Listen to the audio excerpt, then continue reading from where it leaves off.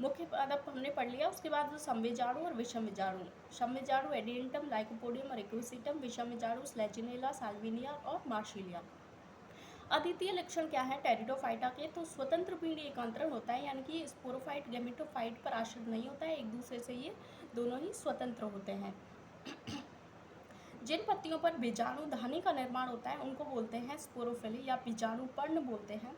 इसके वर्गीकरण के बारे में बात करें तो साइलोप्सिडा, लाइकोप्सिडा, स्फिनोप्सिडा और टेरोप्सिडा। साइलोप्सिडा, लाइकोप्सिडा, स्फिनोप्सिडा और टेरोप्सिडा। लाइकोप्सिडा में आते हैं साइलोप्सिडा, इसके जो कभी कभार ये ऑप्शंस के अकॉर्डिंग दे दिए जाते हैं, आजकल आरपीएससी कुछ भी दे सकती है।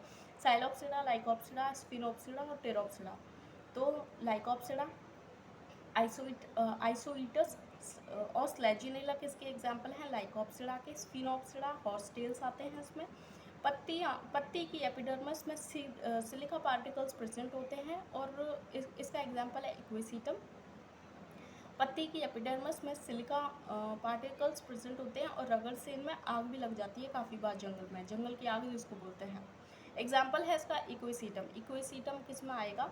स्फिनोप्सिडा में आएगा। उसके बाद है टेरोप्सिडा, यानी कि इसमें फर्न्स आते हैं, जितने भी फर्न्स हैं वो सभी आते हैं। एडिएंटम, मार्सिलिया, एजोला। छोटी पत्ती वाले रेमेंटा, छोटी पत्ती है तो रेमेंटा बोलते हैं, सुरक्षा के लिए इंपॉर्टेंट होती है। बड़ी पत्ती है तो उसको फर्न बोलते हैं। अब बात कर लेते हैं अलग से स्लेजिनेला के बारे में। तो सदाबहार बीजाणुद्भिद है ये, सदाबहार बीजाणुद्भिद है, 2n होता है स्लेजिनेला। बीजाणुद्भिद है तो ऑब्वियस सी बात है 2n होगा। विषम बीजाणुक है, हेट्रोस्पोरस होता है स्लेजिनेला, ये याद रखना है, हेट्रोस्पोरस होता है स्लेजिनेला।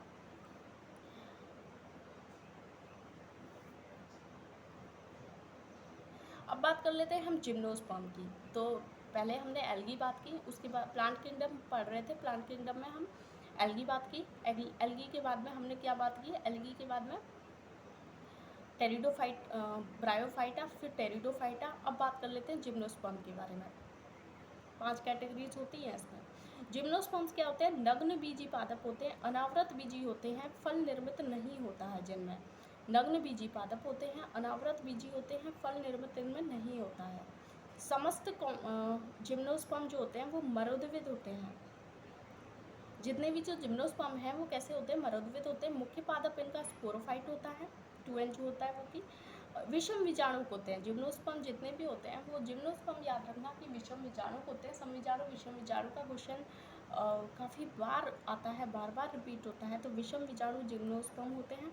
इनमें पुंधानी एंथ्रीडिया एब्सेंट होती है, इसमें पुंधानी नहीं पाई जाती। ये इम्पॉर्टेंट, ये क्या है? इम्पॉर्टेंट है। इसमें पुंधानी या एंथ्रीडिया एब्सेंट होती है। जीवन चक्र डिप्लॉन्टिक होता है। वर्गीकरण के बारे में बात करें तो वर्गीकरण जो होता है वो साइकेडोफाइटा और कॉनिफेरोफाइटा। साइकेडोफाइटा के ऑर्डर्स है काइकेडल्स, साइकेडल्स और कॉनिफेरोफाइटा गिंगोल्स, कॉनिफेरल्स और नीटेल्स इसमें आते हैं। गिंगोल्स, कॉनिफेरल्स और नीटेल्स किस में आते हैं? कॉनिफेरोफाइटा में आते हैं। इसको कॉनिफेरल्स में पाइनस, टेक्सस, सिड्रस आता है, पाइनस, टेक्सस और सिड्रस आता है। नीटेल्स में नीटम और एफेड्रा आता है। पाइनस के बारे में स्पेशली कुछ चीज़ें याद रख लेते हैं। वनों में येलो क्लाउड्स का फॉर्मेशन करते हैं पाइनस। बीजांड इनका ऑर्थोट्रोपस होता है, ऑर्थोट्रोपस प्रकार का बीजांड पाया जाता है। जो एनसीसी होती है, नेक कैनाल सेल्स जो होती है वो एब्सेंट होती हैं। ठीक है, ये बात की हमने जिम्नोस्पर्म के बारे में। अब बात कर लेते हैं हम किसके बारे में? एंजियोस्पर्म्स के बारे में। तो एंजियोस्पर्म्स के बारे में अगर हम बात करें तो एंजियोस्पर्म्स 2 प्रकार के होते हैं, डाइकोट और मोनोकोट। डाइकोट जैसे दालें वगैरह आती हैं, मोनोकोट में जितनी भी घासें हैं वो सब मोनोकोट होती हैं एंजियोस्पर्म्स में। बीजांड 2n होता है। गुरु बीजाणु से बीजांड जो पाया जाता है, बीजांड 2n होता है, द्विगुणित होता है। वह गुरु बीजाणु से, मैक्रोस्पोर से 7 कोशिकीय 8 केंद्रकीय मादा युग्मकोद्भिद यानी कि फीमेल गैमेटोफाइट का फॉर्मेशन होता है। किस अवस्था में होता है? 7 कोशिकीय 8 केंद्रकीय अवस्था में। 7 कोशिकीय 8 केंद्रकीय अवस्था में मादा युग्मकोद्भिद का निर्माण होता है। ठीक है,